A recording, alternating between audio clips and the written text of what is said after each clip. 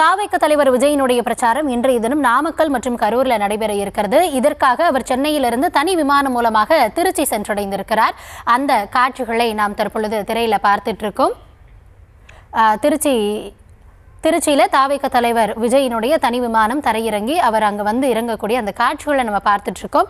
இன்னைக்கு நாமக்கல்ல மட்டும் இல்லாமல் நாமக்கல்ல முதற்கட்டமாக தன்னுடைய பிரச்சாரத்தை முடித்து கொண்டு அங்கிருந்து பிறகு சாலை மார்க்கமாக அவர் கரூருக்கும் செல்ல இருக்கிறார். அங்கேயுமே பல முன்னேற்பாடு பணிகளும் மேற்கொள்ளப்பட்டிருக்கிறது. அது தொடர்பான விவரங்களையும் நம்ம பார்க்க இருக்கிறோம். இப்போ நீங்க திரையில பார்த்து கொண்டிருப்பது திருச்சி விமான நிலையத்தில் தாவேக தலைவர் விஜய் அவர்கள் பயணப்பட்ட அந்த தனி விமானம் தற்பொழுது தரையிறங்கி இருக்கிறது. இதற்கு பிறகாக அவர் அங்கு திருச்சியில இருந்து நாமக்கல்லுக்கு தரைமார்க்கமாக செல்ல இருக்கிறார். திருச்சி விமான நிலையத்திலிருந்து ஏறத்தாழ ஒரு 94 கிலோமீட்டர் அவர் சாலை மார்க்கமாகவே போறாரு. முசிறி தொட்டியம் வழியாக நாமக்கல்ல KS தியேட்டர்ல அவர் சரியாக ஒரு 11:30 இருந்து 12 மணி வரைக்கும் உரை நிகழ்த்தலாம் அப்படின்னு எதிர்பார்க்கப்படுகிறது. இருந்தாலும் தொண்டர்களுடைய கூட்டம் அலைக்கடலென அங்க திறந்திருக்காங்க.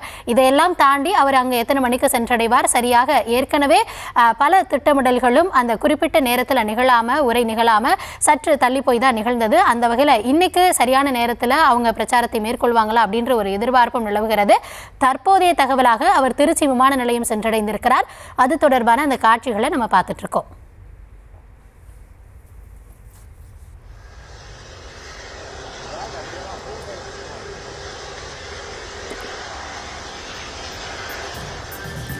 சென்னை விமான நிலையத்திலிருந்து திருச்சிக்கு புறப்பட்ட தாவேக தலைவர் விஜய் அவர்கள் தற்பொழுது திருச்சி விமான நிலையம் சென்றடைந்திருக்கிறார். ஏற்கனவே அவங்க கொடுத்திருந்த ஷெட்யூல் படி திருச்சி விமான நிலையத்திற்கு ஏறத்தாழ 9:15 9:30 சென்றடைவார் அப்படின்னு சொல்லப்பட்டிருந்துச்சு.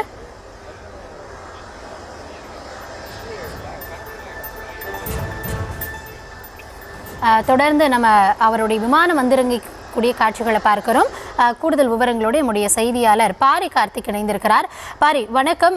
முன்னதாகவே விஜய் அவர்கள் சென்னையில இருந்து புறப்பட்ட காட்சிகளை நம்ம பார்த்திருந்தோம். தற்பொழுது திருச்சி விமான நிலையத்திற்கு அவர் வந்திறங்கி இருக்கிறார். திருச்சியில இருந்து அவர் நாமக்கல்லுக்கு சென்று அந்த சரியான நேரத்தில் அந்த பிரச்சாரம் நிகழுமா அப்படின்ற ஒரு கேள்வி ஒவ்வொரு பயணத்தின் போதும் இருக்கும். தற்பொழுது அவர் அங்கு வந்தடைந்திருக்கிறார். கூடுதல் விவரங்களுக்காக உங்களிடம்.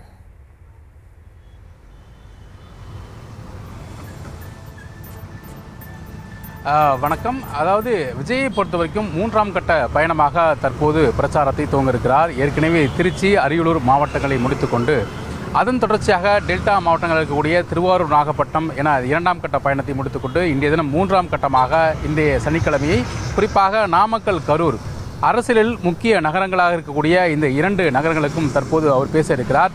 விஜய் ஒவ்வொரு முறையும் வரும்பொழுது அதாவது அவர் வகுத்த அந்த நேரத்தை தாண்டி தான் தற்போது ஒவ்வொரு சொல்லும் ஏற்படுகிறது. ஏனென்றால் கட்டுக்கடங்காத கூட்டம் விஜயை பொறுத்த வரைக்கும் வருகின்ற இடங்களெல்லாம் சாலையின் இருபுறமும் என்பதை நாம் பார்த்து கொண்டிருக்கிறோம். அவர் பேசுவதற்காக 2 இடங்களை தீர்மானித்தாலும், அதாவது நாமக்கல் மாவட்டத்தில் ஒரு இடமும் கரூர் மாவட்டத்தில் ஒரு இடமும் என 2 இடங்களை அவர் பேசுவதற்காக தீர்மானித்தாலும் கூட தொடர்ச்சியாக சாலையின் இருபுறமும் அனைத்து இடங்களிலுமே அவர் வல்லு செல்லும் இடங்களெல்லாம் பொதுமக்களும் மற்றும் திரளான அவருடைய ரசிகர்களும் கூடியிருப்பதன் காரணமாக இன்ச்சு பை இன்ச்சு என்ற அளவிற்கு தான் அவருடைய வாகனங்கள் வந்து சேர்கின்றன. குறிப்பாக நாம் இருக்கக்கூடிய கரூரிலிருந்து நாமக்கல் வெறும் 40 கிலோமீட்டர் தொலைவுதான். ஆனாலும் கூட அவர் வந்து சேர்வதற்கு 10 மணி நேரம் கூட ஆகலாம். அந்த அளவிற்கு வரவேற்பும் ஏற்பாடும் செய்யப்பட்டிருக்கிறார். விஜயனுடைய இந்த பிரச்சாரம் என்பது திட்டமிட்ட பிரச்சாரமாக, திட்டமிட்ட மக்கள் கூடலாக ஒருபோதும் இருப்பதற்கு வாய்ப்பே இல்லை. ஏனென்றால் ஒரு மாவட்டம், அந்த மாவட்டத்தினுடைய கட்சி நிர்வாகிகள், தொண்டர்கள் வந்து ஒவ்வொரு சந்திப்பின் போதும் அவரை வரவேற்று அழைப்பு கொண்டு செல்வதா வழக்கம். ஆனால் விஜயை பொறுத்த வரைக்கும் திட்டமிடாத ஒரு கூட்டம், அதனால் எதிர்பார்க்க முடியாத ஒரு கூட்டம். எங்கிருந்து வருகிறார்கள், எவ்வளவு ரசிகர்கள் வருகிறார்கள், எங்கெல்லாம் கூடுவார்கள் என்றெல்லாம் கூட கணிக்க முடியாத ஒரு கூட்டமாகத்தான் இருக்கிறது. அதன் காரணமாகத்தான் காலதாமதம் ஏற்படுகிறது. விஜயை பொறுத்த வரைக்கும் திட்டமிட்டு காலதாமதம் ஏற்படுத்தினார் என்பதை ஒருவரும் ஏற்றுக்கொள்ள முடியாது. ஏனென்றால் அவர் இந்த திட்டமிடலாம் தாண்டி அந்த ரசிகர்கள் குவியலாக இருக்கிறார்கள். திரை நட்சத்திரத்தில் தென்னிந்தியாவின் உச்சத்தில் இருக்கக்கூடிய ஒரு நடிகரை காண்பதற்காக முதல் முறையாக பொதுவெளியில் வந்து பார்ப்பதற்காக அவரை பார்ப்பதற்கு தொடர்ச்சியாக தொண்டர்கள் குவிந்த வண்ணம் இருக்கிறார்கள். பல்வேறு அரசியல் ரீதியாகவும் அவருடைய இந்த செயலானது ஈடுபட்டு வருகிறது.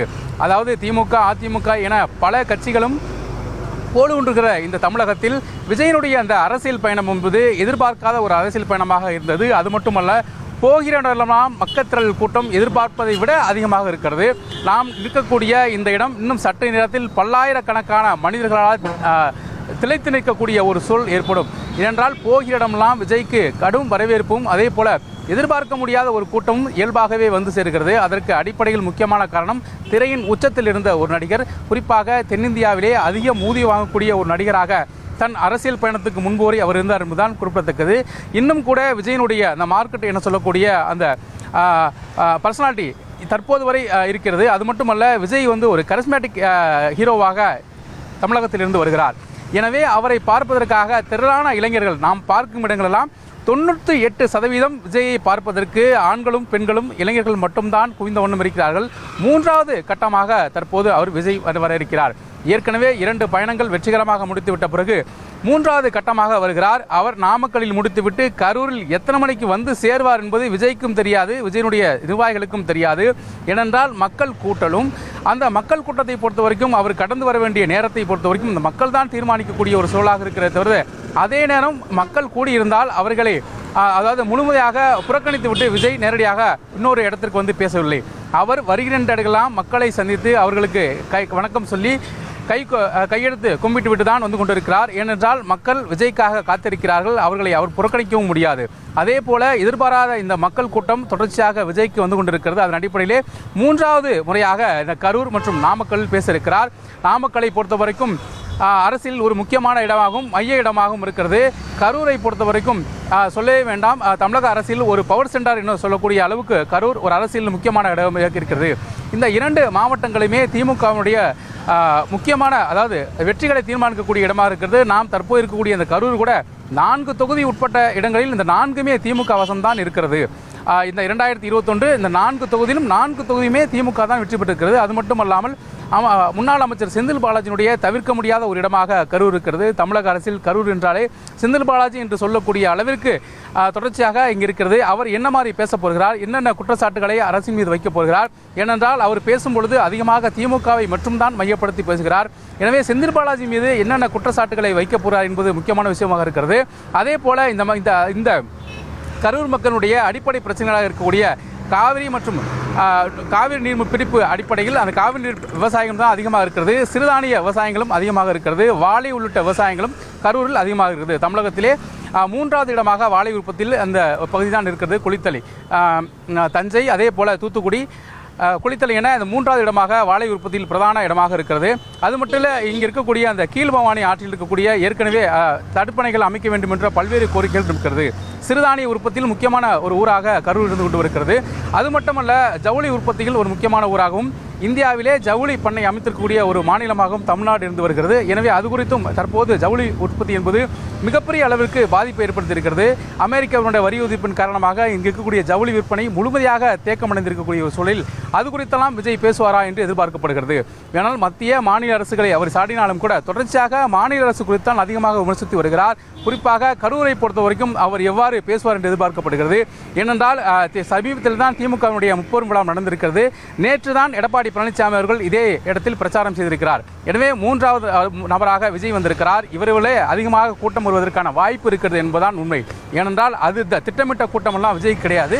ஒருபோதும் அவர் எந்த ஒரு திட்டமும் இல்லை. ஆனாலும் கூட எதிர்பார்க்காத ஒரு கூட்டம் வந்து சேரும். அதன் அடிப்படையே விஜயனுடைய இன்றைய தினம் பேசக்கூடிய இந்த பேச்சு என்பது அரசியல் முக்கியத்துவம் வாய்ந்த பேச்சாக இருக்கும். அது மட்டுமல்ல, பவர் சென்டாக இருக்கக்கூடிய செந்தில் பாலாஜிக்கு எதிராக அவர் என்னென்ன கருத்துக்களை பேசப் போகிறார், எப்படியெல்லாம் தன்னுடைய விவாதத்தை வைக்கப் போகிறார் உள்ளிட்டவைகளாம் எதிர்பார்த்து தற்போது கரூர் மக்கள் காத்திருக்கிறார்கள். நாமும் காத்திருப்போம்.